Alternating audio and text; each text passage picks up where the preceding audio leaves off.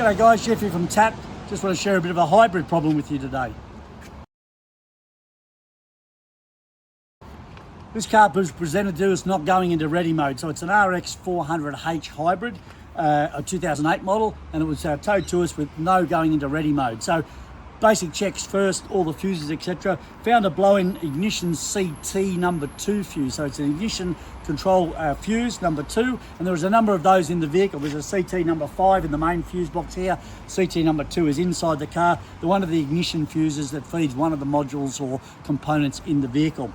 When we put a new fuse in there, once we went to go to put it into ready mode, it would blow that fuse once a circuit was connected. So we knew we had a short circuit in the system. We put a short light on that particular circuit to see when the short was going away. It was very, very bright. We started disconnecting things. It wasn't until we get inside the inverter converter in here that we could actually disconnect some of the low voltage cabling going in, and suddenly we lose that particular short circuit on that particular fuse. So obviously high voltage, make sure you're wearing your PPE and you've got your depower repower procedure done properly. Make sure it's depowered. Then we can actually start looking at opening it up, repowering it, and getting our PPE back on again to be able to diagnose exactly where the problem is. It is documented already as a repair solution, but again, we're striking more and more of these. This one's already got 200,000+ Ks on the clock, and obviously they're getting a bit older, but there's a short circuit inside the inverter converter in this box. So it's basically one of the IGBTs, the gateway transistors, that is blowing